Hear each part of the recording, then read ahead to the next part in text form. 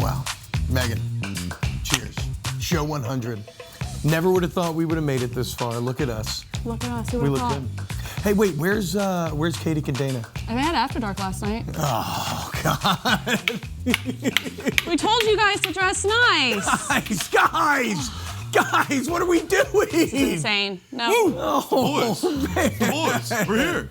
Okay, that's right, guys. Wake Up Barstool, episode 100. They said it couldn't be done, but here we are, and we got a great one planned for you. We got Mikey reacting to the Indiana National Championship, as well as National Champion Pat Coogan come by at the end of the show. Best friend of the show, Chris Fallica, a.k.a. The Bear. We got conference championship previews. Dana is helping us transition in the NBA season, and it all starts now. Wake Up Barstool on FS1.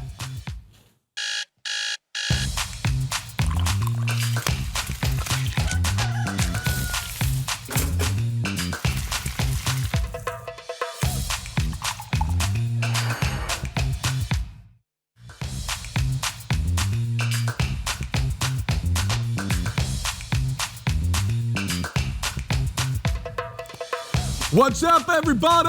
Welcome in to a very special Wake Up Barstool. As you can see, our 100th show. Woo! They said it couldn't be done, and here we sit, a centennial of shows later. It is currently -6 degrees outside. No, I think it's way colder than that. Feels like -21. It is insane. No exposed skin. What a time to be alive. What a time to be doing some there's my morning car. sports television. Yeah. There's my Bronco. It's a cool one. It's perfect, though, and I could not be more excited. T-Bob Abear, Michael Katic, Dana Beers, Meagan Makin Money. We got all our great Friday segments that we normally do coming up. The Money Corner remains hot, Meg, in these frigid temps. What was last week's record? 3-1, and I think the only one we lost was the juice play. Everything else was plus money. Let's go, dude. Look at that. Megan kicking ass, and she got more picks for you coming up later today. Let's go. All right, though, I want to talk a lot of NFL here to start. Obviously, Dana, massive Patriots fan, so excited to get into both the AFC and NFC championships. But first, and they'll be back in the game again this weekend. Back in Denver, guys. Live bet lads. Look live out bet for lads, the live bet live lads. Bet lads. They look as great. Someone said last night, the live bet lards. Oh, that's not nice. Wait, so y'all did After Dark last night? Yeah. How are y'all feeling? No, it wasn't long. It was probably like less than 3 hours. Yeah. Right? Oh, I mean, that's It was a lot of fun. And Dana, am I correct where it was just supposed to be Deutsch doing the challenge, and then you just started drinking beers, and you're like, hell, why not? Like, let me just join. And then you're like, wait, I need my boy Katic. Yeah. We had a couple beverages, nothing crazy. It was a lot of, played some Jenga, played some Silent chess. some cornhole, some silent chess. You all played chess? But we couldn't talk. I don't know how to play, so I was just like hitting everything, and then they were like, "No, you can't do that." Oh man, I gotta see this. It was hilarious. so much fun. All right, so but before we get into this though, Katic, you're making your triumphant return to the show. Yes. We talked to you last time on Wake Up Barstool. We talked to you Tuesday morning. You had slept 3 hours in the past 48 hours. Mm-hmm. You had multiple trips to Club 11. Yeah. You had the best bacon of your life. Yeah. You'd been partying on a Miami yacht, and it all culminated in a national championship. Yeah. How are we feeling here a week out? I'm still like in this weird haze of still trying to catch up on sleep, and then while also getting rid of this hangover that I've had for like a week now, it feels like. But it's the greatest. I wouldn't change it for the world. It is amazing. Hell yeah, man. And we'll talk to National Champion Pat Coogan a bit later in the show as well. We're going to go in the film room with him, also just break down what his trip's been like. Fernando Mendoza was on Fallon last night. Yep. He was fantastic. And so we get Coogan. Yeah. Who just declared for the draft? Mendoza? Oh, okay. Yeah, producer told me he just declared. I guess I took that to be a Rose Bowl MVP. Yeah. Oh, yeah, true. Rose Bowl MVP, Pat Coogan. Yep. Shout out to the Rose Bowl. They do things the right way over there, given the O-line MVP. All right, Dana, let's dive into the AFC Championship game, baby. Let's do it. Patriots, Broncos. And this is one where I think we almost have to start here. It is more likely than not that the Patriots should win this game. Yep. I mean, it's Jarrett Stidham, right? He's taken 18 snaps over the past 2 years. They've all been in garbage time. I know, hell of a challenge for Stidham. Hey, now here you are in the AFC Championship. Why don't you walk in and face a Patriots defense that has maybe been the most talked about group entering this playoffs, and yet has been completely fantastic in the first 2 weeks. Listen, I've seen a couple of these Stidham games as a Patriot fan. We went through a Bailey Zappi phase. We went through a Jarrett Stidham phase. We went through a Jacoby Brissett phase. He did nothing that impressed me. So I'm not just saying this as a homer. I'm not just saying this as somebody who lives and dies with the Pats. Seeing him play quarterback for the Patriots for a couple years, or just for a couple games, nothing stood out to me. So to be put in this situation, in probably the most pressure-packed situation you can get as a backup quarterback, the Patriots have to win this game. And I understand the defense for the Broncos is all world, but you look on the other side of the ball for the Pats, they're, just like you said, extremely underrated. So this is they should win this game. The Patriots defense is interesting to me because, again, entering the playoffs, they were kind of the least talked about defense, even though statistically they were pretty good. And even here in the playoffs, they haven't been talked about a ton. And the reason to understand it's not hard. It's not hard to understand why. It's because of Drake May, right? Yeah. Like the Drake May storyline, the Tom Brady parallels, they're so overwhelming and they're such good conversation fodder that they almost have a gravitational pull. But you look at the Patriots defense, 9 sacks and 6 takeaways in the 2 games. Wow. And that's what Stidham now has to square up with. Yep. But, Mikey, I'll say this, and this is a key difference for Stidham. This Broncos offensive line, very good, significantly better than what the Pats had the last couple of weeks. Chargers are the worst in the league. Texans are one of the worst in the league. Jarrett Stidham should be much better protected with this Broncos front. Yeah, 100%.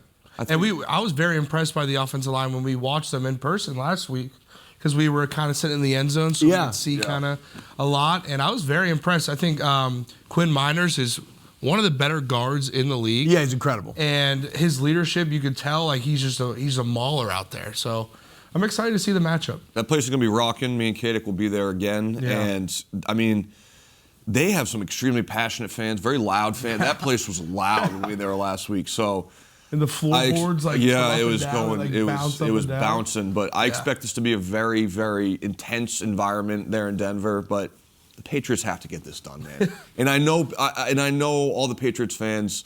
We're blessed. We are so blessed to have had what we've had for so long. Yeah. We don't deserve this, but what a story it would be for Drake May in his second year to take the boys to the Super Bowl. Just like Tom Brady. As we said, too, the other day, I think Tom Brady's first 5 playoff wins, the Patriots defense never gave up more than 17. Obviously, they're now 2 games into matching that same metric under Drake May. The parallels are crazy. Now, y'all were, like you said, y'all were boots on the ground in Mile High. Because, again, if you look at it from the Patriots' perspective, the path to winning is easy. It's an elite defense against Jarrett Stidham, a backup quarterback that hasn't played, and it's Drake May, the potential NFL MVP offensively, right? So, again, if we start to form the argument for the Broncos, we start with the offensive line, being better than that of the last 2 opponents. Maybe Stidham gets there. And then we actually stay with the offensive line, but from a flip perspective. Because that's been maybe one of the flaws in New England thus far through these first 2 games is Drake May's gotten touched up. Mm-hmm. He's gotten touched up quite a bit. How many fumbles is it, I believe, for May here? Let's see. Drake May, he's fumbled 6 times. He's been sacked 10 times. He's been pressured on 40% of his dropbacks. Will Campbell alone has given up 3 sacks, 2 strip sacks, and now, and this is where I want to bring in the Mile High discussion, and now they're going into Denver where they're going to have to be going on silent. Major advantage for Benito and a Denver Broncos pass rush that was statistically by far the most productive in the entire NFL this year. Like the Patriots won't be able to go, they'll have to go on silent. Yes? Yeah, 100%. Yeah. Can you explain that to me? Silent count? Yeah. So when the stadium's very loud, the right guard or left guard, whichever they prefer, center's making his calls, but he's looking out of his peripheral to his guard. Guard's looking back at the quarterback. Quarterback will give a signal, either a leg up or a hand down. That guard will then signal to the center, either a tap or a hand out that he's ready. the quarterback's ready, center will look down, look up, snap the ball. And then Nope. nothing. Unless you're under center. Under center, they can hear you. Okay. But in the shotgun and anything like that, you gotta go silent. Interesting. Well, and then, Katic, explain to Dana the advantages that are created for the defensive line when you have to go on silent. So you can start timing up the centers. Because in college, a lot of it's just on one, just boom, boom. But in the NFL, they kind of have more advanced snap counts, things like that. So the center will sometimes go on 2, but then, you can time up when the center, is bringing his head down. That's when all right, jump. go. You can get a jump. So you can get a better jump. And with this pass rush against, the struggling Patriots offensive line, it's going to give them any advantage they have. Hey, protect that man at all costs, Will Campbell. You said you would do it when you got drafted. This is the time to do it. Put his life on the line. This is the time to do it right now. Well, he'll put his life on the line, right? But we can all, you can always give your top-tier effort. But sometimes the other guy's just better than you. Yeah. And that's a bad place to be and a very bad feeling. You felt that before? Yes, T-Bob. It's demeaning. Have you felt that before, T-Bob? Yes, Nick Fairley. I remember him getting into my chest and my arms just flailing in the void of space, getting pushed into the backfield like a helpless toddler. The embrace of my hey, those little hands. No, not little hands, Megan. Not little hands. Okay, thank you. Perfectly average 9-inch hands. Thank you very much. What's that? You have little hands? I do not have little hands. I have perfectly average 9-inch hands. Okay, you know who else has 9-inch hands? Guys, could you make my hands look bigger, please? Maybe like some forced perspective here. You're stretching those out pretty No, exactly. Yeah, see, look, look, same size. I don't His hands are closer to the camera, guys. That's not fair. You know who else has 9-inch hands? Joe Burrow. And he's pretty badass, isn't he? And he also likes Star Wars, so you guys could probably be really good friends. Also, Meg. 9-Inch Nails. Oh. That's a band. It is a band. Fun fact, that's a band. Funnily enough, Trent Reznor, like 9-Inch Nails is kind of like a metally, kind of dark, almost Manson-esque band in some way. You like that? And then Trent Reznor went on to become one of the best composers of our time. Interesting. Did the Social Network music, did some of the music with Soul, with John Baptiste. Hey. Meg, What? as one of our resident ball knowers here, your read on Patriots Broncos. Obviously, you always approach things from a gambling perspective. I do. But what are you looking at here? Well, one, obviously, I am really hoping that Sean Payton can do something with Jared Stidham and his team. I feel bad. I was looking at the, Coach of the Year, not even mentioned. This man could potentially win 2 Super Bowls with 2 different teams, as we talked about on the show before. Obviously, we are going to get into the gambling side. But I think this is going to be a really hard-fought game. I think that the Patriots know that this is their game to lose, essentially. Yep. And I think we're going to see a really, really hard-fought game by the Broncos defense because basically they know that they're going to have to take a humongous step up here, which they've been playing great all year. Imagine if they take that one more step forward. Again, I think it's going to be a hard-fought game, and we can get to the pick in a little while. I don't want to spoil it. Yeah, don't spoil it yet. Yeah. But that is the thing. Envision the Super Bowl, T-Bob. You can't see Jared Stidham. No, you can't. You can't do it. No. You can't do it. I'm forcing myself to see Jared Stidham. I love you, Dana. I don't want the Patriots to win. You can't envision the pregame and the week leading up and what are the stories about Jared. You can't envision it. So it's not happening. You're saying that, but I already saw it with Nick Foles. So I was just thinking that. I actually can envision it. I can envision it directly. Nick Foles was a winner of sorts before that Super Bowl. No, I get Kind it. of. It's not 1-to-1. Like Foles had starter success in the past, and he'd even played, in the run-up to that. And funnily enough, he actually played terrible, and then he kind of found his form as he got a couple games in. Weird question, since we brought up Nick Foles. Do we think, honestly, that he could step in that role? Do you think that might be a weird advantage in a weird way? Because, hey, the pressure's kind of off. What am I supposed to do? I wasn't here. I haven't won all these games. I can just go out there and leave it all on the field. Yeah, it's one of those advantage.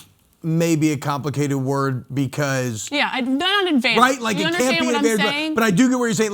Sometimes you have to convince yourselves of things. And if you're the Broncos, you're okay, we're just gonna send it. Let loose. Right? Jared Stidham's got nothing to lose here. He's not gonna be a starter anyway. All he has is everything to gain. Nobody's expecting him to win this game. And if you're the Broncos defense, you were talking about, that's been your identity all year long. You gotta step up. So I think the Patriots win.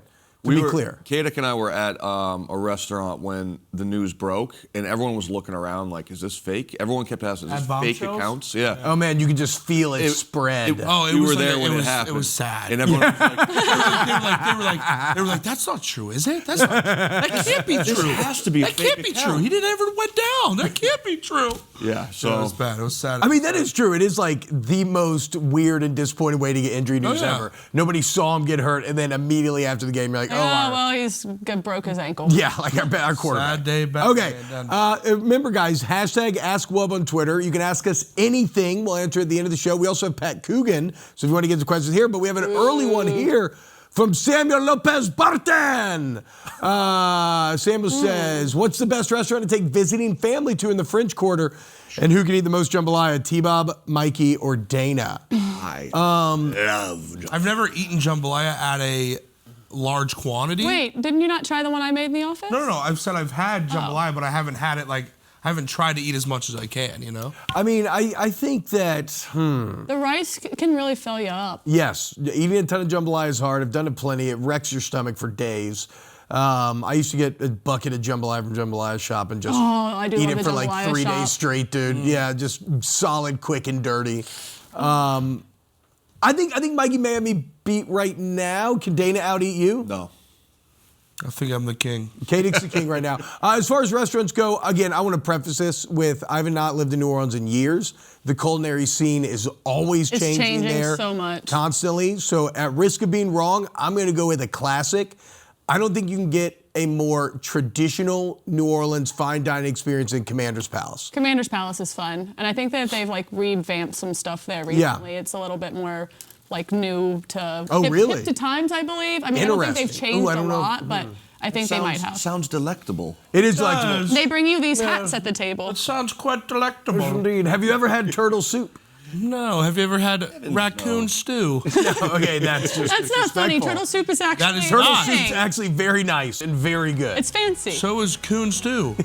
I don't believe you for a coon stew. Yeah. All right, guys. So we talked about the AFC. When we get back, let's talk a little NFC Championship. We got plenty more WUB coming up here on the 100th episode. Tweet at us. Hashtag AskWub. How would you like the show? More Wake Up coming up next. Let's go, baby. That's right. Football season here, coming to an end. We got conference championships this week, and we looked at the AFC side of the equation. Again, one that more likely than not, the Patriots find their way back. Now we go to the NFC. Some are calling this a Super Bowl by proxy with Rams Seahawks. The rubber match, part 3. Yeah. Part 3. trois. There you go. Part 3. Wait, the rubber match. Part 3. Yeah. French coming out. Part 3. A rubber match is the third game, correct? Yes, always the third game. So you were right about rubber match. Or maybe it's like the deciding game. It doesn't matter. It's a deciding match. The rubber match is a deciding match. Yes. That's what this is. And I'm going to start with the question of the group here, guys. Who do you trust more in this? Matt Stafford or the Seahawks' very good defense? Seahawks. They're just steaming hot right now. Yeah. I thought you were going to go, who do you trust more, Matt Stafford or Sam Darnold? And my answer was going to be very obvious, Matt Stafford. Yes. But that defense is so darn good. They're so darn good. Oh, they got dogs on that defense. No, to your point about being red hot right now, Seahawks winners of 8 in a row. The last 4 wins have come over NFC playoff teams. They dominated the Niners twice in that stretch, one of the better teams in the entirety of the NFL. And this is what's kind of interesting to me, is that because of the quarterback matchup, a lot of people going Rams here, as well as playoff history and Sean McVay and whatnot. And I guess what's surprising there, like I said, Seahawks winners of 8 in a row, the Rams 5-3 in that same time, going on the road to Seattle. Right there behind Arrowhead as probably the loudest and craziest place to have to go on the road in the entire NFL. And so it kind of speaks to how people view Stafford versus Darnold, that this is not overwhelmingly Seahawks. 100%. So whenever you asked that question, my first thought was, going back to last week, do I trust Josh Allen more or do I trust the Broncos defense more? Yeah. So it's like, at that point, you go back and you look, obviously the Broncos have advanced, the Bills have not. Matt Stafford has been here. Yeah, you can trust him. He's a veteran. But at the same time, you can't put the whole team on your back No. and expect to win. I agree with you. I'm trusting the Seahawks here. I mean, the fact that Sam Darnold threw 4 picks in the first game, and they were a few yards away from having a very makeable field goal. They missed a field goal, but it was like 65 or whatever, like a few yards away from makeable field goal. And then in game number 2, threw the 2 picks, and yet still found a way to come back and win that game. I feel like the Seahawks have just continued to ascend, whereas the Rams have kind of started to tread water a bit. I think it's clear here. I think Seattle is the pick. They've been the best team all year long. I think you just got to roll with that. I do not see Los Angeles going into that stadium and coming out with a win. No. And I would love to see Sam Darnold in the Super Bowl. He seems like such an awesome dude. Yeah. And he's been slinging the ball. He's been having a great year. And then what happened last year with the Vikings where he just had a horrible ending, it'd be such a nice story to see him get to the big game. I agree. My pick's going to come down to which quarterback I'd rather sling some beers with. Okay. And it comes, That's a tough question, though. I'd rather sling some beers with Sam Darnold. Are you saying Darnold over Stafford, though? Bro, Darnold kind of seems nerdy, bro. Stafford used to be a dog. I know. Oh, that's true. Fat Stafford. And him and his wife seem like a lot of fun. Yeah. Like, they seem like they get down. Shout out Kelly. Kelly? She was Question. she was a badass basketball player at our we're the same age, so she was a badass basketball player at our arch rival school, Wesleyan. Bunch of stuck-up pricks. Hey. But yeah, nice. Shout out GAC. But anyway, no, I think the beer answer I think is actually Stafford, Dude, I think I don't know. I watched some Stafford. videos of When it Darnold playing golf, and he seems like a great He time. does. Yeah. Really? Like a guy that you could have 25 transfusions or like 25 beers with on the golf course and just crack jokes the whole time. Allegedly, Stafford, there's this, I think it's called Boar's Head, this old, and Athens got a bunch of great bars, but when he was at his prime in college, they would just like rope off the basement and he'd have an entire 100%. corner for him and the boys. Like the meats? Same the deli name, meats? but I don't think it's the.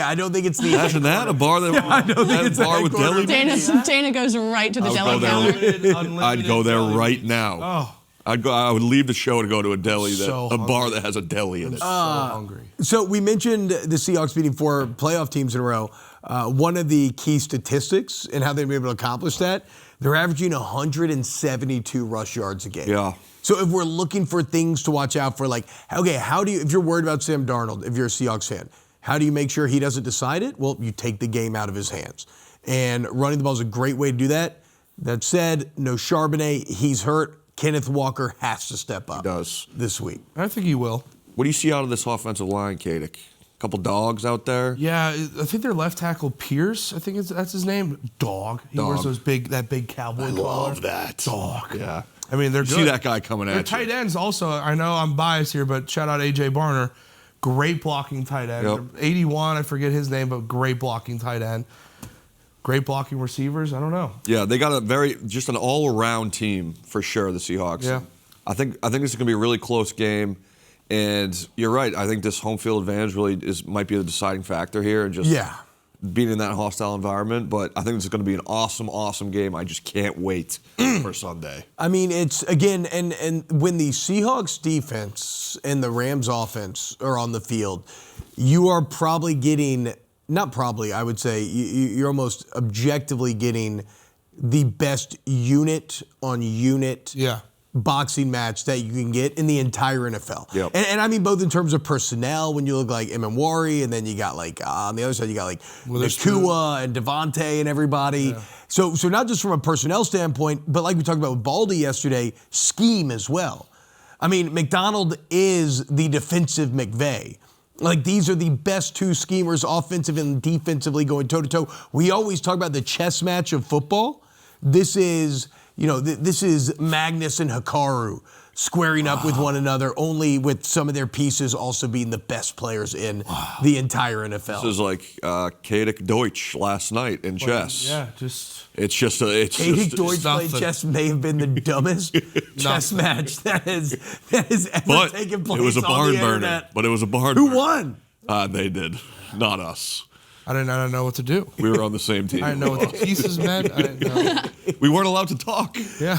So yeah, speaking of going on silent, how did you move the pieces if you didn't? So Ryan was there, and I was just like pick up a piece and be like, he'd be like, no, yes. I'd be like, okay. It sounds exceedingly dumb. And again, we talked about silent count and everything in the Broncos game. Like that carries over to this Seattle game as well. Now, speaking of defense, guys, some massive news in the NFL as one of the remaining I hate double using words. You got it. One of the remaining big openings has been filled. The Baltimore Ravens hired Chargers defense coordinator Jesse Minter to be their head coach. What a rise for Minter. Yeah. I mean, just a little over half a decade ago, becomes DC at Michigan, has the great 4-year run there, goes with Harbaugh to the Chargers, and now he walks into a Baltimore organization that has an MVP-level quarterback, has a ton of talent on defense. Remember, that's probably why they hired him. They were so disappointed this year. They put so much money in that defense, it did not pay dividends. So he gets personnel on that side of the ball. He gets Lamar Jackson. He gets a stable ownership group and franchise. Like, shout out Jesse Minter. This is fantastic. Yeah. And do you think Jim Harbaugh is a little like you're replacing my brother kind of thing, or happy for him? Oh, I didn't even think about that. Yeah. Replacing his brother. Yeah, so leaving one Harbaugh to replace the other. Yeah. Very interesting. I mean, I think it's just so crazy seeing these longtime coaches. They're not going to be in the NFL next year. It's insane to think that we're not going to have Harbaugh on the Ravens. We're not going to have Tomlin on the Steelers. We're not going to have McDermott on the Bills.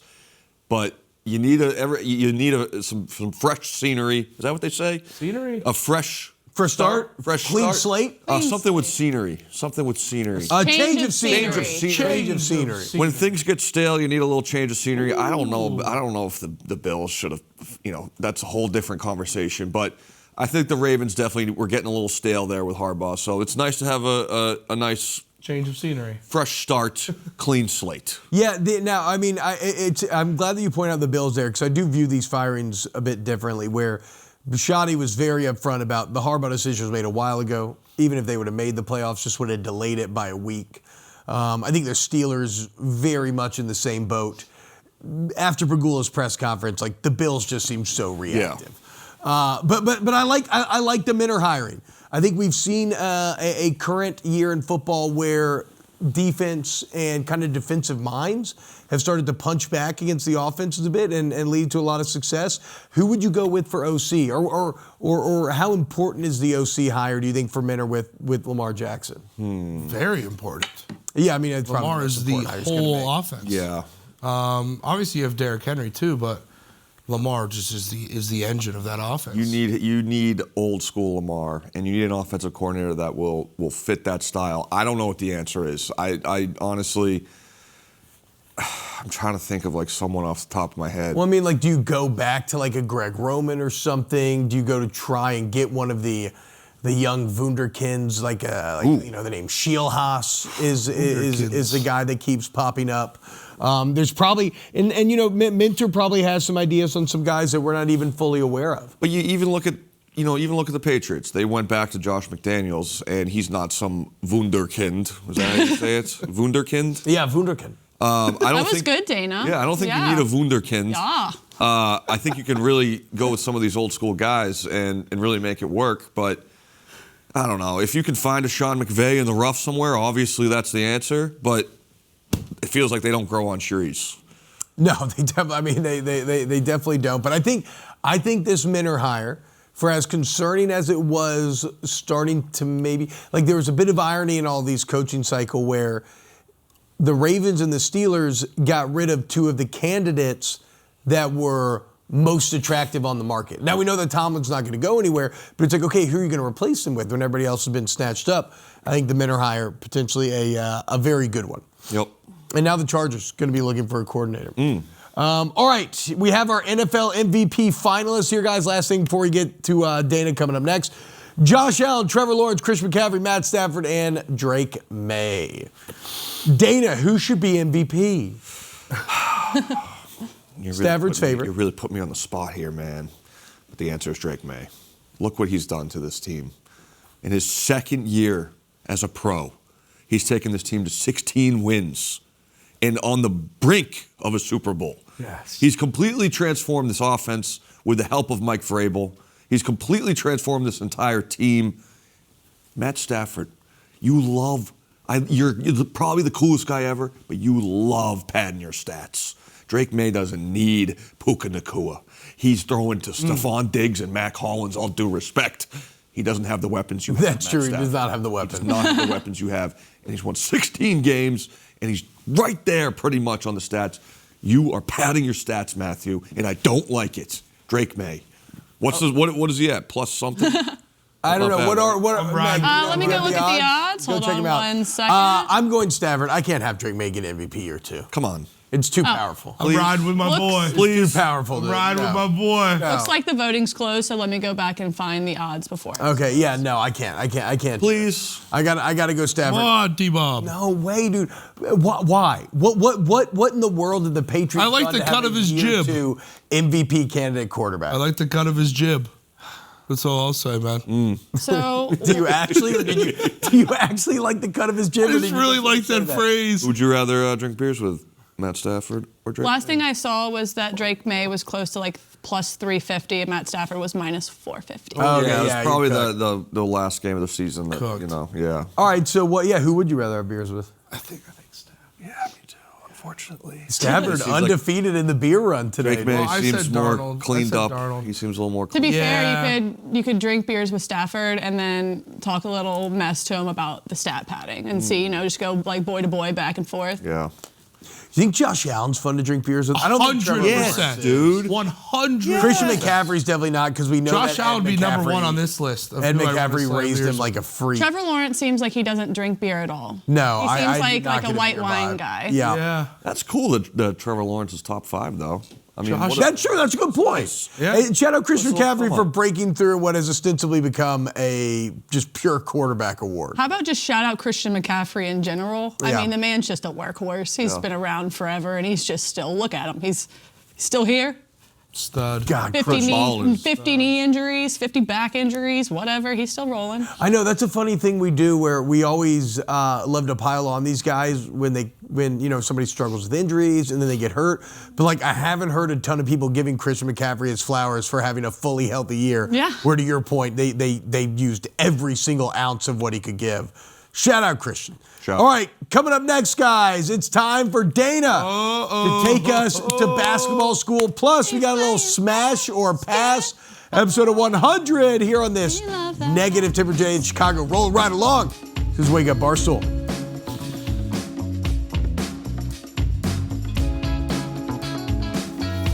What's happening, guys? Welcome back to Wake Up Barstool here at FS1. It is our 100th show. Whoop, whoop. Hence, everybody dressing up in their Sunday finest here. Formal wear, T-Bob Aber, Michael Katic, Dana Beers, and Meagan Money. We are such kids, man. I somehow got even more orange. Oh, my God, dude. Well, look, that's appropriate. Dana has a basketball in hand, okay? You know why? Because, unfortunately, football season about to be over. Basketball season coming down the pipe here, Dana. And as we start to transition our brains, right, it can be we're playing catch up a bit, right? Absolutely. With both college, NBA, and you put together a list of teams that maybe we should start paying attention to as we get ready for NBA. I want to talk about 3 teams that you should start paying attention to before the All-Star break. Okay. Because once the All-Star game happens, it's basketball season. Yep. Okay, I love football as much as the next guy, but we're going to have to start talking some ball. You're right. No, I We're gonna agree. have Like to the start Patriots talking should some go ahead and football end over their season so you can start focusing on the Celtics. Yeah, I agree. Yes. It's a great call, It's Dana. Celtics 1, and a little bit below that is the Patriots for me, but let's talk some ball. Put it up on the screen here. The first team I want to talk about is, did I say the Pistons first? I believe? Yes, Pistons first. Okay, the Detroit Pistons. They are 8-2 in their last 10. They are first in the East, and it still feels like some people aren't talking about them. They're having an awesome season. Cade Cunningham is an all-star starter, and Jalen Duren should be an all-star as well. He's averaging like 20 and 12 or something. Yes, Katic, question. Weren't the Detroit Pistons like the worst team ever 2 years ago? 2 years ago, I think they went on a 20-game streak or something. Man. But it still feels like, because the East is so much worse than the West, Always. they're still not getting their respect. So they've been awesome all year. They've been awesome in their last 10 games. It kind of feels like they're not getting the respect they deserve. So keep your eye on them. Cade Cunningham is an awesome point guard. He's always looking to dish the ball. They have shooters. They have depth. Keep your eye on the Detroit. Megan, why can't this be us? Why can't this be us? I mean, the Pelicans, the Pistons were god-awful 2 years ago, in many ways, thanks to Joe Dumars. And then we hired Joe Dumars. We're now god-awful, and the Pistons are incredible. So Louisiana as a state is going through an overhaul right now. It starts with LSU, then we'll move on to the Saints with your guy. Tyler Shuck. Behind quarterback. Whoa. Hold on now. Side note. Our guy. Yeah, our guy. But you love him. I am becoming a believer. Oh, my God. I'm working on it, okay? And then the Pelicans can fair. Revamp after that. Again. You got some guys. No, I like Queen. I like Fears. I don't care about Zion. But they don't win, Dana. They got to trade Zion. Dana, we never win. They have to trade him. And he doesn't play because he doesn't play. It pains me to see the Pistons go from worst to first and the Pelicans are just meandering. Yeah. The reason you might be sitting at home being like, Dana, why is the first seed in the East? Why is that your team to watch? I'm telling you, in NBA circles, they're not getting all the respect they deserve. All talk is the Celtics right now, which I love, the most efficient offense in the NBA, but it still feels like they're like the Broncos. Are they for real? Are they for real? I believe they're for real. I believe they're probably going to make the finals, if not the Knicks or the Celtics. So who's the number 2 team? We should have our eyes on. Let's talk about the Phoenix Suns. Phoenix Suns, best player? Kevin Durant. Close. He was on the team pretty recently. Devin Booker. The Suns are 7-3 in their last 10. New coach Jordan Ott. They had an awful last year. They got Bradley Beal. They finally got rid of that contract, and now they're balling. They are playing well. Dylan Brooks. What you know about Dylan Brooks, Katic? He is a shooting guard from Duke, Oregon. Yeah. Wow, how'd you know that? Shooting guard from Oregon. How'd you know that? 6'5", about 242. Menace. You have to be a big boy to be 242 in the NBA. Oh yeah, I forgot. I'm on football weights, you know. The Phoenix Suns are playing really well this year. They got Grayson Allen shooting the ball. This guy Colin Gillespie, an undrafted player out of Villanova, he's lighting it up. They have depth. They have rookies. They got it all. How old is Colin Gillespie now? I think he's like 20. I feel like he's been playing forever. He's one of those guys that was in college forever. And now he's just playing. He's shooting the lights out. Do people like Grayson Allen yet, or is he still? No. Okay. No, nobody will ever like Grayson. Okay. I was just making sure that Grayson is still being Grayson. I think he's still tripping people. Let's get to the last one here. It is the Los Angeles Clippers. Clippers started horrible this year. I think they were 6-20 or something. Whoa! 8-2 in their last 10. As long as Kawhi Leonard is healthy, which he never is, they will be dogs in the West. James Harden, guy doesn't age. He's 36 and he's still averaging about 20, I would say 25 points a game if I were to guess. This team is on the rise. They had an awful, awful start, but they are putting it all together. And that is my 3 teams team. Shout out Blake Griffin. Kawhi, Zion levels of doesn't play enough. Yeah. But when he does, man. When he does, he's still like maybe the best in the entire world. He really is. And Harden, like I said, they got Zubac, but you would love Zubac. Yeah? Oh, he's a big boy. He's like guy? 7. He's like 7. I'd probably say I would guess Croatian. Oh yeah, he probably He hammers beers. Yeah. 7 foot what? 7 foot. Dana, fun fact for you. I know you like fun facts. Devin Booker from Mississippi. Is he? Lost Point. Went to high school. Hell yeah. I didn't know he was a Southern boy. I did not know that. All right, coming up next, guys, we head into the money corner. Megan's been red hot these last few months. And she's going to give you some more winners coming up on the other side of this break. We'll do Smash or Pass a bit later on in the show as well. It is icy out there today, but it's warm and full of good vibes in here. More Wake Up Barstool.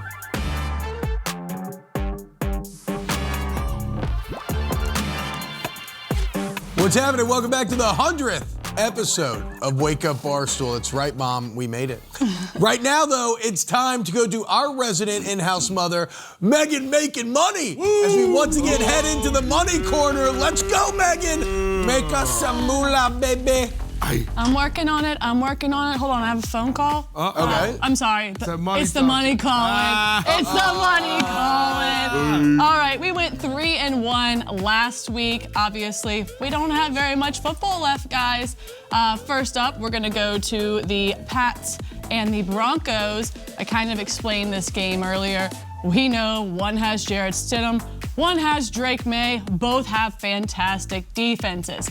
As I said, I think the Pats know that this is their game to lose. Yep. And if they just advance, they go to the Super Bowl.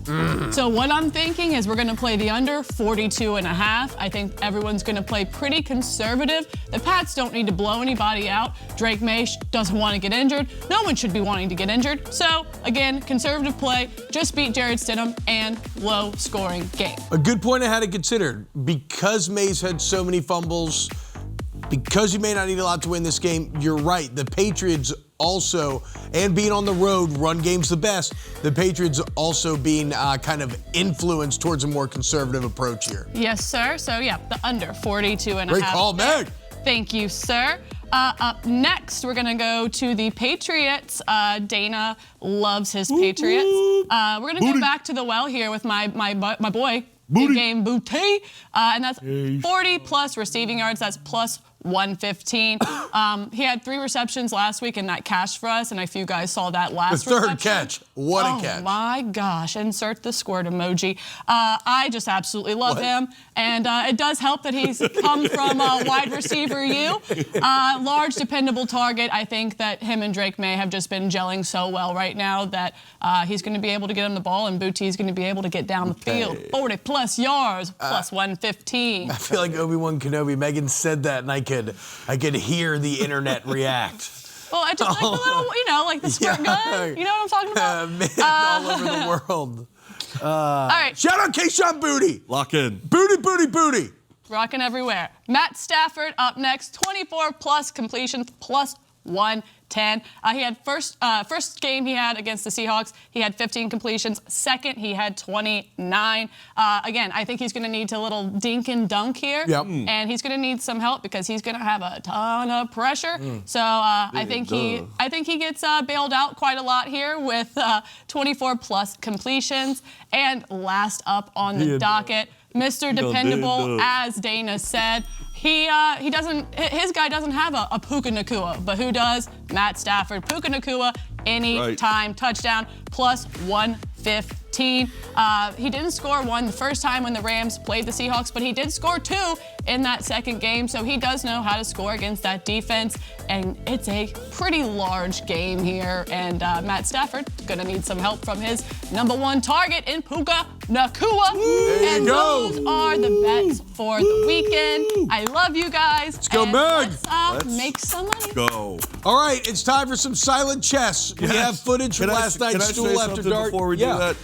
T-Bob, you look really handsome today. Yeah, Thank you, dude. That's really very kind. You really do. Hey, Your hair is flowing. You look good. Megan helped me do my hair with Hairspray, yeah. Well, this is shout out the job. You get sponsored. This is a custom tux. Nice. You look great. great. Shout out. I've been thinking about it for the last 2 minutes. That's very kind. You just gassed me up. All right, I want to see this silent chess clip real quick. We gotta know. If you know me, I freaking love chess. Okay. So Dana spilled and we were just dying. And nobody can talk here. What does the board look like here? Let me see. I can't. My eyes are so bad. No, T-Bob just wants to see the board so he can tell you guys what moves to make. Yeah, I'm trying to see the board state here. I'm trying to see who's show off. winning. It's like one of those things where like you can't laugh in like in the serious situations, So did anybody know how to play chess that was here? No, I know what the pieces do, but that's about it. I don't know. Does Deutsch know how to play? I don't even know what the pieces mean. Mikey, can you name all of the chess pieces?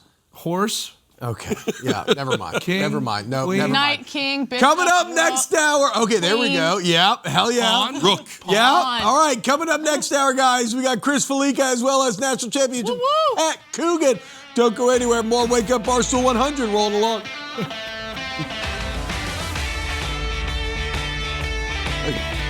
Welcome back, guys, to the 100th episode of Wake Up Barstool. Okay. And who better to have on episode 100, then I think a man who has been on 9 of these now is either visit 9 or 10, and that's our guy, Chris Fallica, a.k.a. The Bear.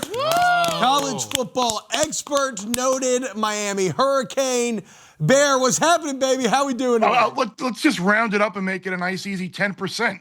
I mean, a nice 10%er of the Wake Up Barstool there. How about congratulations? Thank you so much, Bear. Thank you for, I know your schedule is just so crazy busy. You always make time for us, whether it's pre-cruise, post-cruise, early mornings, any time zones. You're the man. Now, as I said, though, you're also a Miami fan. Hell of a national championship, hell of a year. By years in, Bear, would you agree with this? Like, Miami, objectively, I would say, clearly the second best team in the country. Oh, the two best teams in the country were in the championship game. And I think that's what people were forgetting. And that was part of my angst during the end of the season with the way Miami was playing, and people were forgetting about the conversations that we were having earlier in the year. And it was a great title game. It was a game won on the margins. It was decided by 4 or 5 high leverage plays, each of which went Indiana's way. Yeah. And that was something that the Hoosiers capitalized on all year long, whether it was a third down or a fourth down or the biggest sequence of the game was the punt that Malachi Tony fielded on his own 5, which, by the way, he had a throwback planned on the other side. Did you see that? But the punt and the coverage was so perfect you didn't have time to do it. And then the third down to Becker. So every big play went Indiana's way, and it was a hell of a game, and certainly no shame. I was disappointed. I was upset, but we had some therapeutic talking it out on some hits over the last couple of days. But congrats, Indiana, and certainly proud of the effort that Miami had in the game that they certainly could have won. I think a 14% post-game win expectancy for Indiana, Bear. Kind of to your point about how the high leverage plays decided this one. To keep it with Miami for a second here, because we got Coogan coming on, so we're going to talk plenty of Indiana. This feels like in this moment something that Miami should be able to build on. What do you think the blueprint going forward is to keep this momentum going? It's pretty much what Mario Cristobal and that staff has been doing for the last couple of years, building in the trenches, picking up certain pieces in the portal to help fill in those gaps. And you've seen it so far. You could have whatever opinion you want of the portal and the way things go down. And I certainly have mine, and certainly am not a fan of it. But here we are. But the way, if you look at how Mario Cristobal has emphasized the trenches, and you look at their defensive line, there's a tweet circulating out there of the top 20 or 15, whatever, defensive line recruits over from 3 years ago, and 5 of them now are going to be playing for Miami next year. Damon Wilson, who transferred in. So if they indeed are successful in bringing Darian Mensah in, along with one of his wide receivers, Malachi Tony looks like a star. He already is a star. Looks like a Heisman type guy. Offensive line. You continue to win in the trenches. It kind of splinters to every other aspect of the game. And you look at the schedule next year, you've got the game at Notre Dame, obviously, which will be a difficult game.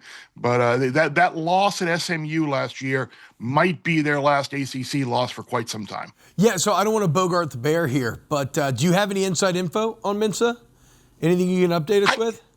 All I know is what the people who are a lot smarter than me tell me, and the people within the Miami chat that I'm part of who actually a couple of attorneys in there, they ultimately think the way this is going to end is some type of arbitration where Miami pays Duke a certain amount of money to get him out of his deal, and then they'll wind up paying Mensah whatever NIL deal possible. Now, whether he is forced to enroll late, whether he's forced to enroll in the summer, nobody knows. But I think the likelihood is high that the expectation is that Darian Mensah will be the Miami quarterback next year. Okay, there you go. Bear, obviously, like you were saying about the trenches, I was talking to our offensive line. They said that front on Miami is the best front they played all year. I thought the exterior guys, Mesidor and Bain, would take over, but 99 and 5 were unbelievable in the interior, and they gave Pat, Bray, and Drew a lot of trouble, and we're going to talk to Pat when he comes on. Mm-hmm. But, I mean, are these guys coming back? Are they all gone? No. Excuse me. And in 99-5 for both Scott. Justin Scott is back. Wow. Ahmad Moten is back as well. And the Lightfoot, who played a little bit in that game, who was a highly thought of guy who had some big plays in the playoff, he's back. You bring in Damon Wilson. They got some guys there. Armando Blunt, who was one of the best recruits in the country. Yeah. They feel really good about their ability to fill those guys. But yeah, I'm glad you brought up 99-5 because Moten was a guy who had been hurt a good bit this year, and he was finally able to play a complete game. And Scott, a young guy who kind of stepped up this year and really emerged. Their biggest issue next year on defense is going to be the linebacking core. If they can get Motoré back and find some other guys to replace some guys who are leaving, because that's the area of the field that I think they need the biggest help with. Yeah. All right, Bear, now that, college football is over, as a gambler, where is the focus being shifted to? You're going to play some college basketball. I see you have your soccer hat on. Where are we going? I got to follow your bets. No, we love soccer, and this is the time of the year where I get re-involved and ignite my passion again for horse racing. There's a big racing card this weekend down at Gulfstream. The Pegasus World Cup is this weekend down there. So big week there. Of course, Final Four, March Madness will be dialed in. Champions League, tennis majors, golf majors. I'm not as big into the day-to-day grind of college basketball, but the golf tournaments, the tennis majors, futures as well, things like that. Maybe little pick five every now and then for Gulfstream and Oaklawn, but that's kind of where I'm headed now. Well, if you have any good horses that you're looking at this weekend, make sure you text them all to my phone. Well, you might want to take a look at Litigation in the Gulfstream Park Turf Sprint tomorrow. Okay. The seventh race at Gulfstream. The number 3 horse, Litigation. I'm marking it down right now. 5-1 morning line. Brian Lynch has been red hot down there at Gulfstream, and I think this horse is super live tomorrow. Brian Lynch, noted. All right, Bear. Let's talk a little bit of NFL here. Where are you leaning this weekend with the two big games, AFC Championship, NFC Championship? I keep going back and forth on the AFC game, but I openly admit I think way too hard about this stuff and put paralysis through analysis is like the ultimate thing. Everyone seems to be landing on the same groupthink with the AFC game. That's overreaction. There isn't that much of a drop off from Knicks to Stidham, and everybody loves the Broncos. And we've seen the number come back down. The more and more I think about it now, I don't know. Are they really going to be able to run the ball on the Patriots? They seem to just be capitalizing on turnovers week in and week out. A couple of bad offensive lines that they played did wind up getting some pressure on Herbert and Stroud the last couple of weeks. This might just be one of those charm type seasons for the Patriots. So after earlier in the week, kind of like in Denver, I've kind of pulled a 180 here, and I'm going to play the Patriots in this game just because I think the number now has come down, and everyone seems to be coming to the same conclusion, which is never a good thing. And then in the other game, I thought the Rams were the best team in football all year long, and they should have won that game in Seattle a couple of weeks ago. You're catching 2.5 points. Who knows if Sam Darnold ultimately is 100% or not. Kenneth Walker now is going to have to carry a lion's share of the carries because of the injury to Charbonnet. You really don't want him doing that. They got the injury to Bryant at tight end, the concussion. I think there are a lot of concerns with the Seahawks team. But again, on the other side, the Rams, you've got the injuries as well. You would think that Seahawks defense would do a better job on Nakua this time. I do like the Rams plus the points here, but again, wouldn't shock me if the Seahawks won, but I thought the Rams were the best team. So I think we're going to get a rematch of that absolutely disgusting Super Bowl from a couple years ago, Rams-Patriots, which was what was it, 10-3 or 13-3 or something? 13-3. Disgusting game. Hopefully be a little bit better this time around. All right. Bear, you got any player props or anything outside of spread that you're going to be looking at this weekend? I think the Nacua receptions prop, maybe not the yardage, but over 7.5 receptions, I think was something that I would potentially look at. Obviously, I think they're going to continue to feed him the ball. But you would expect Seattle to do a better job. But I think Nakua's reception prop over would be one that I would look at. And maybe the Jared Stidham passing prop yardage over. I think Sean Payton, you can't just go out there and run Harvey. And I know Dobbins was activated to practice. I don't know if he's going to play. This isn't going to be a game where they're going to be able to just run those backs into the line of scrimmage against New England. They're going to have to try and throw the ball with Stidham. So I'd look at a Stidham yardage prop over. And again, if they're behind in the game, that obviously helps that prop too. Bear, as you know, we're all kind of college football guys and gals here. What is your off-season process looks like? Like, when do you start to study up? When do you start to lock back in? How do you cope? How do you handle the long dark of the college football offseason? It's certainly going to be a longer cope than usual this year. We just had the season ended and just trying to shake that and know that the process of getting right back to that point is so long. But I'll take a little bit of time to just kind of decompress, and then I'll start going through some schedules and jotting down some things about situations. Look at ultimately roster report. I've already made a CJ Carr Heisman Trophy bet for next year. I found an 8-1 on him. You look at the Notre Dame schedule for next year. They got the home game against Miami, and outside of that, it's really, really favorable. It's going to be a team in the preseason top 5. He already has the equity built up from last year. So I think did I say CJ Stroud? Because I meant CJ Carr. Yeah. I did say that, but I said good. Yeah, I did bet Carr. I did bet Carr at 8-1 to win the Heisman. And again, I think in the as we continue to get portal news and roster news, I'll continue to look. And I know there are a couple of sites out there. Bill Connelly does a really good job of kind of throwing out a little spring preview at times. So I'll consume that. And I think one thing that, as a handicapper, that each of the last 2 years, we really haven't been able to capture it early on. 2 years ago, you had Arizona State. Last year, it was Indiana. You really have no idea the impact of the portal. Yeah. And don't be afraid to take a shot with some of these prices on odds to win divisions, national titles, things like that.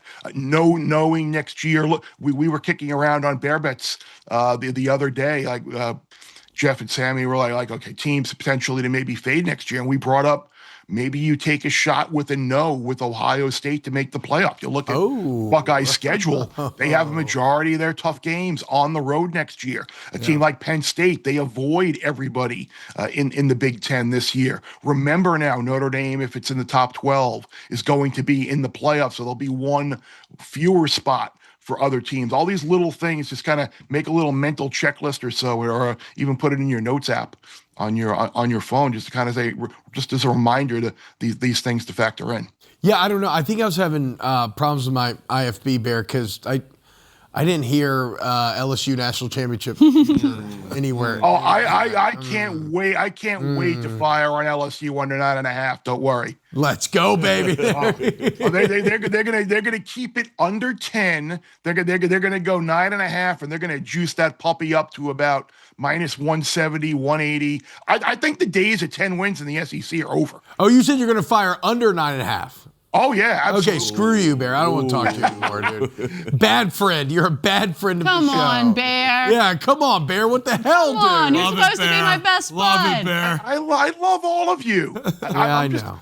We love you too. That's the best. That's the best advice I can give you is what this little conversation just was. Last year, everyone I spoke to was, oh, Illinois, they could maybe go to the playoff. They're an over team. Illinois underrated. All right, Bear. Hey, thank you so much for everything, man. 100 episodes. You're the man. Chris Fallica, thank you, baby. Have a great weekend, everybody. Have a great weekend You too, Bear. as well. All right, coming up next, we have Indiana national champion and Rose Bowl MVP Pat Coogan joining the show. Don't go anywhere. More Wake Up Barstool, Smash or Pass, Katic Krawlers, plenty more to get to on today's episode.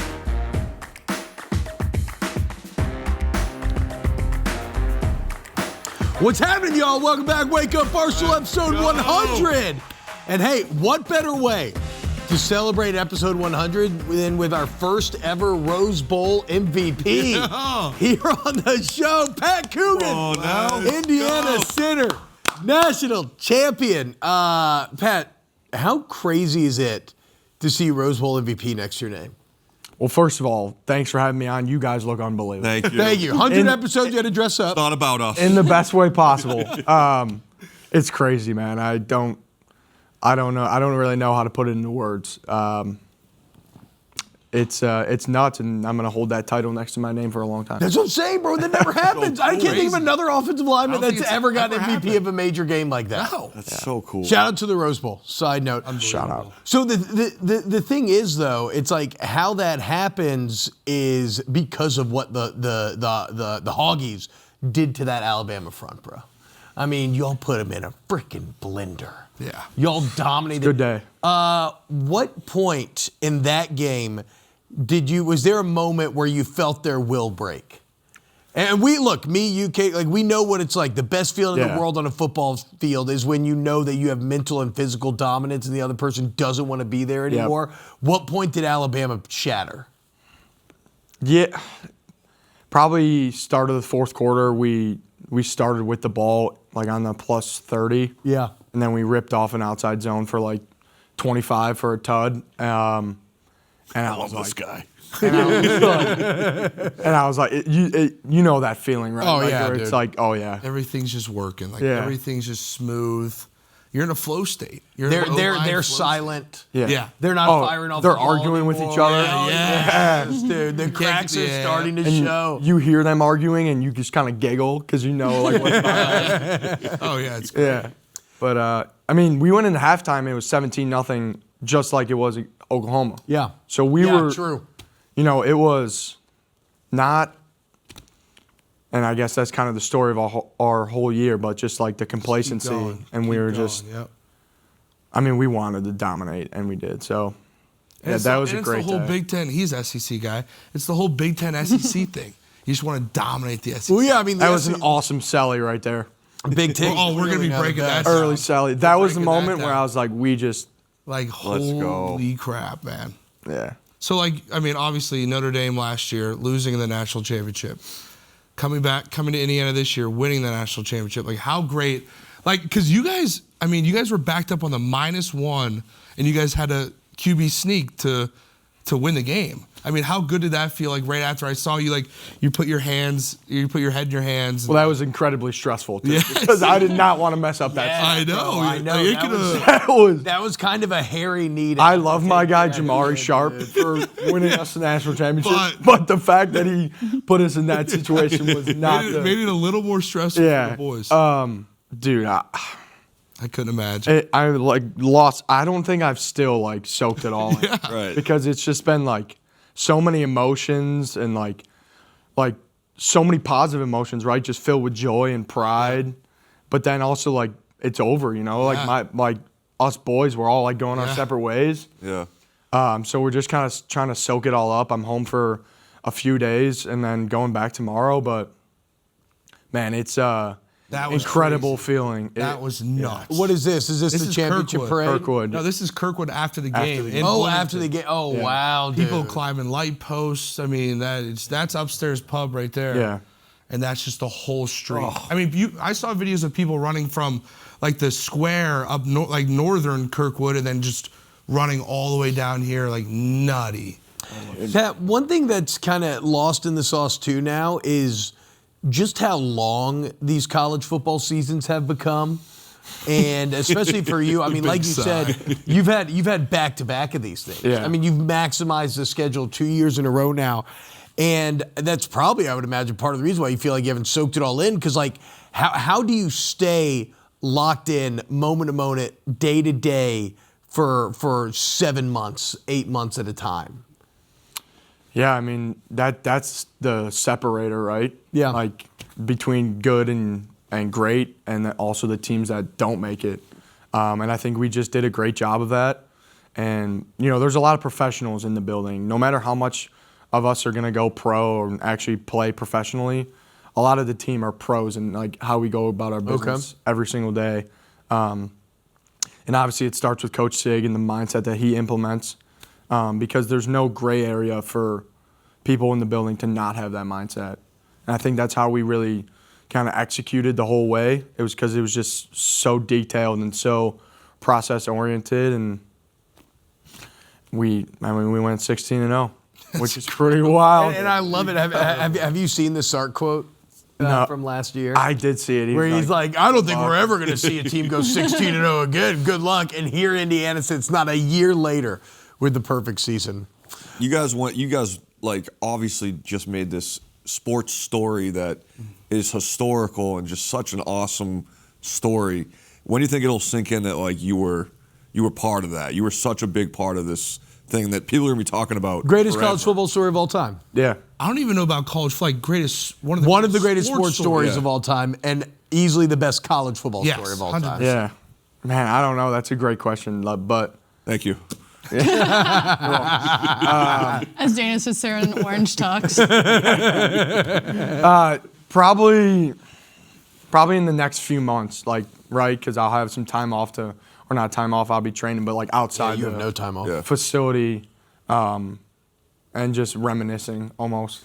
But yeah, I mean, it's on to the next. Like it's kind of the life I'm living right now, but it's a blessing. But yeah, I mean, it's wild. Like I saw a video, which was an absolute tearjerker, but it was an elderly man. He was probably like 85 plus, and he was a season ticket holder since probably. Did you see this one? Yeah. Oh man. Old people get me every time. Yeah, They get me every time. Yeah. Since like season ticket holder since probably 71 or Something even like like that. 67, Crazy. and he was like, all my friends in heaven would love to be here. Yeah. I was like, this Damn, is dude. unbelievable. I know. And it was him and his wife at the game. I was like, that's why you do it, right? Yeah. Like, of course, it's fun celebrating with your boys, and you're like, man in the arena, we just did this. But looking from a macro perspective on what we did for the town of Coach Deal, like paycheck, all the people have like poured their heart and soul, Katic into IU. Like, Shout out Katic. Yeah. Well, and like who's the voice of the Hoosiers? He's been the voice since Don what, like Fish. 78 or something. He's been doing this forever. So he's had to grind through a lot of dark days. Yeah. And now here, like his call on the national. This TV. was- Oh, look at this. So this is I was boys right fully after the bawling. game. Katic I crying. was bawling so hard. Yeah, you know, like everybody said, you were a key part in laying the groundwork for the. He's like, I got a rise of wristband Indiana. for you. I was just have to like, be dude, I'm emotional bawling about my eyes out. I ran Cry? Yeah, no, he came over. Did you cry, Pat? I haven't cried yet. You haven't cried yet? No. Damn. I don't. Yeah. I mean, it's probably, you're Wait, probably so still in your you cried shock at the phase. video of the elderly people, but you did not cry at your natty win? I didn't shed a tear, but I was like about to. on. They were welling up. Yeah. So what about Mendoza, man? Like, how did he comes in as a transfer, and I guess, I mean, there's a lot of that nowadays. But what are you played with a lot of great players? Yeah. What are the characteristics that he has that allowed him to become this kind of immediate leader of men and leader of the team? Yeah, I think it starts like on the field, right, in spring ball, where he just leads by example and leads by his actions, and everything that he does is so detailed and so he does everything well, and he's consistent in everything he does. Like the same guy in the building each and every day, and I think that's a lost like kind of characteristic. Thank you. There you go. Which is usually not my thing. I'm usually not a word guy. Yeah, but he's just consistent in everything he does, and he leads by example and leads by the way he, prepares for each and every opponent. Yep. And then outside the facility, which is probably the best characteristic, is he's just the boy. Yeah. So that is something that I kind of want to unpack a little bit here, because I think, he comes off as like so nice and so sincere and genuine, which you love, and we really celebrated here as such a great like antithesis to the modern internet culture. But But sometimes that can go into like Russell Wilson territory, right? Where like he's not really one of the boys, and maybe he's a great guy, but like maybe everybody doesn't really get along with him. So Fernando is indeed one of the partners. Oh yeah, oh yeah. What? Oh yeah. I mean, he's what you see is what you get. Like he is the nicest human in the world, and you know he's quirky and funny in the way that he answers questions. But that's what we all love about him. Yeah. He's just like he's just awesome to be around, and like he's a super funny guy too. Like just like cracking jokes and one of the boys, like I said, and he's a great hang, man. He really is. Just authentically himself. Yeah, exactly. I wanted to ask a little bit. There's there's Fernando and Katic right there. I was not in the tent. I know. I was so sad. Katic held my place. I wanted to ask like about your development under Coach Bostad this past year, because obviously I played my first year of playing center was last year, and I got so much better. I learned so much about breaking down defenses and safety rotation and everything you see, like unpacking a defense during the week. Like, how much did that help you, like under Coach Bostad, and like what was that development like this past year? It helped me a ton, man. Like just becoming a more complete center and like a complete player, and really being knowledgeable about the game. Yep. Because that way you can take that extra step and really learn what the defense is trying to do. And yeah, like you said, safety rotation, maybe why we're checking to a different play, our personnel putting on the field, the defense matching, right? Like all learning about the intricacies of defense and how playing the game within the game, while also attacking like individual drills and getting better like fundamentally. So many reps. Yeah, so many.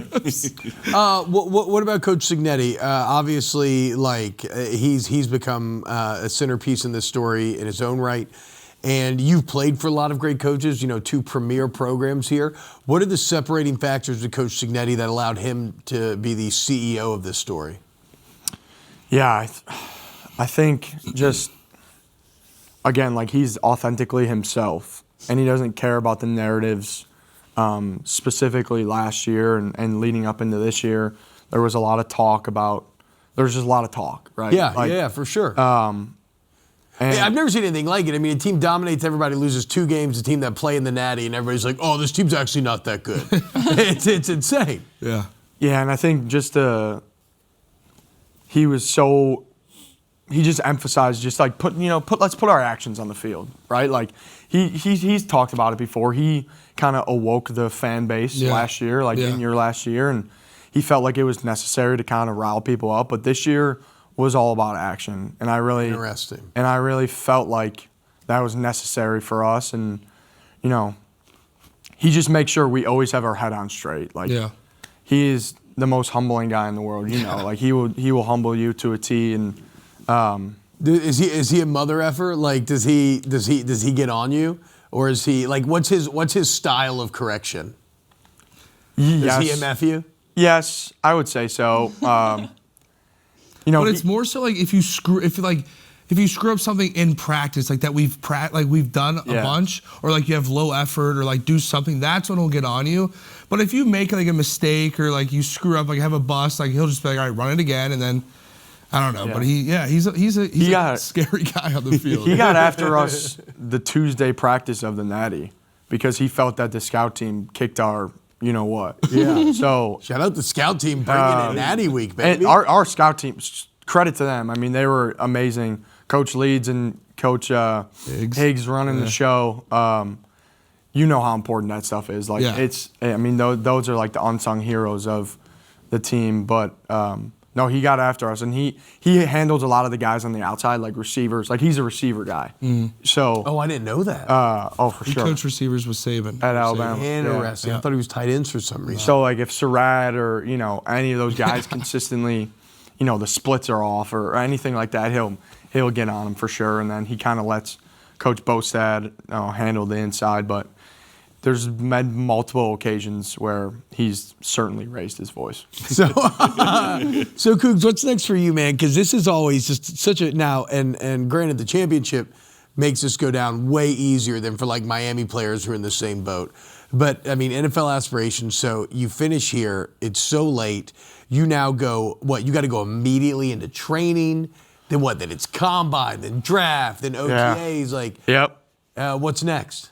It's nonstop. So I came home. I live like 45 minutes south of here, but had to stop by the office and say what's up. But then, hanging out with my family tonight for the last kind of hoorah. Yeah. Going back to Bloomington to celebrate with Hoosier Nation tomorrow, and then parade tomorrow. Let's go. Celebration. And then flying to Phoenix to train with Alex Boone and Training House down there, and I'm excited, man. It like we talked about. I mean, it's nonstop. It's stressful, but it's a blessing. Yeah. You know what I mean? Like, I'm blessed to be in the position that I am, and just everything that encapsulates this whole journey.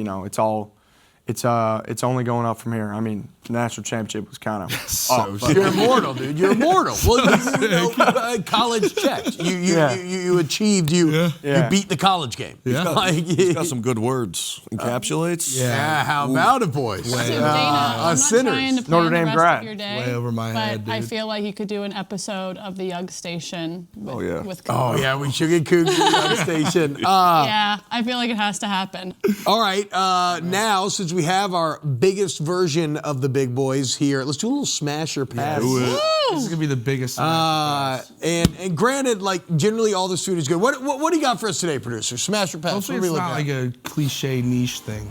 at? What is this? Huevos rancheros? What are we looking at here? I think this is the Italian version, maybe? I don't know. Wait, no. Is that a jalapeno? Shakshuka. What the hell is shakshuka? I don't know what this is, but I would eat this 1,000 times out of 1,000. Anytime a runny egg is on top of anything, I'm I'm gonna hard pass on that. Oh, What? I'm passing too. I don't know what it is. And I don't like the textures of wet on wet. But what is under that? Like, what is the I don't love a runny egg. What? That may be hand up. Coogan, what? You don't either, Dana, guys. What is going on? I'm more of a here? fried egg guy. Scrambled or fried. Scrambled or fried. Oh my God! man, I'm with you, Mikey. A funny yolk that brings it all together. Except on a breakfast sandwich because it gets too messy. But like on top of a skillet, yeah. Yes, on a breakfast sandwich as well. Oh man, y'all are crazy. Okay, 2 surprise passes here. What is shakshuka? What about like a cheeseburger? I'm not sure. I think it's Greek. Maybe. Let me Google. Sounds Greek. All right, what's next? Oh, of course, okonomiyaki. Yes, of course. What are they doing back there? I'm going to go off the basis this is an Asian dish, potentially. It looks like a little like... I would say soy okonomiyaki sauce. would speak to that, maybe, yes. Some mayonnaise. I think it's eel sauce and maybe like the Kewpie Okay, mayo. yes, this is a savory pancake with Kewpie mayo, apparently. Oh yeah, I'm eating that. I'm out. And soy sauce, yeah. Why? I'll eat it. I Why? won't smash it. I'll pass, actually. Why? I'm not You're gonna pass? I'll eat it, but I'm not gonna smash it. Like I'm not gonna. I would like, dabble. Yeah, I'll dabble, but I'm not smashing. Look, I've been on this earth for almost 37 years now. My instincts have served me pretty well. Damn. I'd eat 12 of these. This Also- looks amazing. Absolute smash. Shakshuka is a Northern African and Middle Eastern dish of eggs poached in a flavorful sauce of tomatoes, chili peppers, onions, spiced with cumin, paprika, and cayenne pepper. Yes, smash. I need bread though with it. And smash on the okonomiyaki. Yeah. All right, what do we got next? What? Huevos rancheros. Smash. Absolute smash. Is this the hard chip under it? Yeah. Is that Yeah, what it's that like the fried Hard tortilla, I chip. think. Tortilla. It's like Katic's chip. Hard chip, dude. is? So dumb. Hey man, you got any of them hard chips? I got hard this chip. queso. I need I'll some take hard another basket of hard chips. You're the best. Y'all put salt in your hard chips? What's under the egg? Where'd your thing go? It doesn't fit my neck. He had that on all show. It doesn't fit. Maybe some cheese or It something. looks like there's some meat underneath. I'm it. gonna look it up. Yeah, I'm a fan. Yeah, obviously. Huevos rancheros is great. Love Chile that quiles is great. Down. Did Carson go out to get something for us? I wish. I doubt it. I wish. hope so. What do They we got next? should do that for the 100th episode. No. Oh. I bet we all thought Carson was going. All right, what's the last one here? Dang. Yes! Eggs Benedict! Yes! Smash! I mean, so hard. I love it so much. Add some crab meat on It's on my top, list. and I've we're never in had it. business. Ooh, a little Imperial Benedict? Oh my God. Never had. So good. Oh, try it, Dude, Dana. Yeah, I'm a fan. Are you Dana passing? tries. The hollandaise on top. It's not something I would, like a go-to order. Yeah. But if it's in front of you, It's you're gonna, special occasion type breakfast. You don't want it every morning, but sometimes when you get hungry for it, it's like the best breakfast. like corned Or like beef a hash. fancy brunch or something. Yeah, fancy I've been brunch. loving a corned beef hash skillet. Oh, they're best. fantastic. Bro, absolutely. That's something I Corned was beef not hash. aware of before I moved to the I was about to Midwest. say the Really. F word. Corned beef hash rocks. There you Yeah, Katic, great job. Coogan, we've had this debate many times on this show. Build me your ideal breakfast sandwich. Oh man, Yeah. Bread, meat. Yeah, bread, Cheese. whatever else. this may be a hot take, but I'm going English muffin. go. Okay. Hey, I like wow. English Okay, muffin. okay. I think it okay. holds everything together. I love a good bagel, but I think it holds everything together. Okay. Bagel would be a bit Yeah, overwhelming the bagel sometimes. with the hole sometimes just causes problems. I agree. Okay. It's so- an easier vehicle with the English muffin. English muffin, then what's the meat? I'm gonna go bacon. Interesting. Yeah, I'm gonna go bacon. But it's got to be like thick You center gotta have a cut. lot. Yeah. Thick center cut. Yep. He's a huge sausage guy. That's why. Well, I just think that bacon can be insubstantial sometimes. Again, if It's you a fair pile argument. enough, it's It's a fine. fair argument. Yeah, but like for sure. the patty-like nature of the sausage means that you're getting a better meat ratio a lot of times. Yeah, I agree. Fair What argument. kind of egg? I'm going like a soft scramble with a slice of American cheese melted on top. Hell yeah. Hash brown? I mean, that's fantastic. Sliced knows American ball. on eggs, just like it goes together. It's perfect. Well, let me ask you this. This is a very niche And then I'm Indiana. going. All right, go ahead. C-Mart? I've never had it. Patrick I know. Coogan. I know. I know. It's an Indiana thing? Yeah. This hurts It's my a- heart. I know. What is C-Mart? I'm so sorry. Can you I've provide probably us any spent- context? It is a gas station, but it's not with no gas. So it's just a convenient mart. Yeah. we have a lot of those down south. C-Mart. Yeah, I know. But it Yeah, has sure. a very like, kind of like those like shitty. There it is. Damn it, Mikey! Mark him down. Even I knew that. How many days were we at? It's at 99. That's not accurate. Come on, Katic. 3. Like kind of crappier like grills or like kitchen areas. It's a 99. But they pump out the best breakfast burritos, the best sandwiches. I went there every time I was hungover. I went there Well. and got like 3 things. Shout out C-Mart. Here's the thing. I got there Talk food. and I didn't trust it. All the boys were like, dude, you got to go to the gas station. I'm like, I'm not going to a gas station to get breakfast.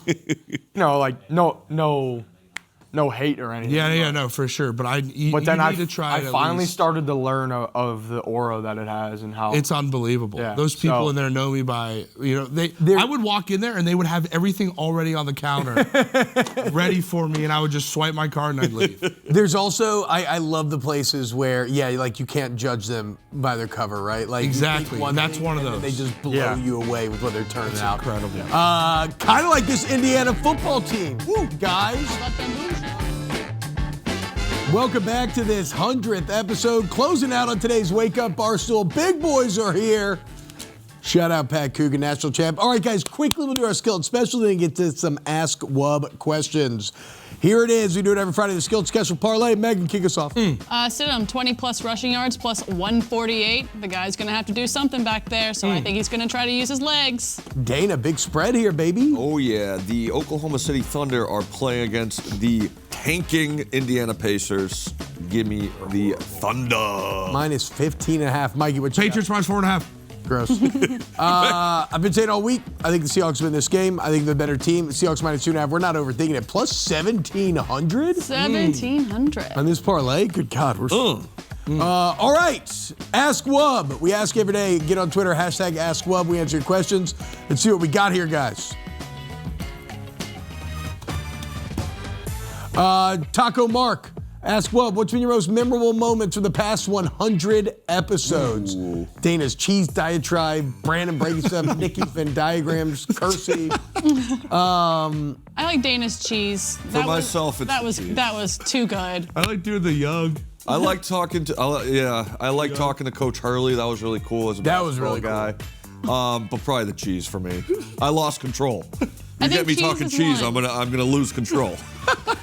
I'm sorry. I I want to put Bear at number 2 just because he always comes on and he's always so great. He gives us so much advice. So shout out the Bear. Yeah. For me, eating the football was an all-time good career accomplishment. We had our chef try to blend up football smoothies. We ate them, and it was terrible. It was terrible. Hashtag Ask Wub. Yes. Is it okay to eat leftover wings for breakfast? Of course. Yeah. It's okay. I wouldn't do it, but it's okay. You can eat I like cold wings, I think, better than hot wings sometimes. Toss them in the air fryer. Yeah. That's true if you want to relive it. But to Megan's point, like, I love a cold wing out of the fridge. Cold wing. I ate wings. I'm getting wings today. Hungry. Now that it's in the universe, I'm getting wings today. They had leftover wings last week. Oh, I thought you were going to say they're in there right now. And I ate them all the way through Wednesday. I ate them every day. Yeah, I did see that every single day. Yeah. Everybody kept making fun of me. Okay, what do we got next here? Hashtag Ask Wub. Is Katic aware he's more of a Hoosier legend than just a Hoosier football legend, even in the dark years? That's awesome. Thank you. Luke the Don. Positive vibes That's Friday. Yeah, thank you. What is positive vibes? Oh, like today. Yeah. Appreciate you. Very nice. Kooks, thank you so much for joining us today. Yeah, man. shout out Kooks, baby. Hoosiers, baby. Hey. Thank you, guys. Hey, real talk here, guys, at the end of today's show. Massive thank you to the entire team here on Wake Up Barstool. We have an incredible team behind the scenes that puts in so much work every single day to bring you this show. A really big thank you to everybody who's joined us on this journey to 100. Hopefully we got 1,000 plus more. I hope you all have a wonderful weekend. Let's enjoy some football, and we'll see you on Monday. We love you, production.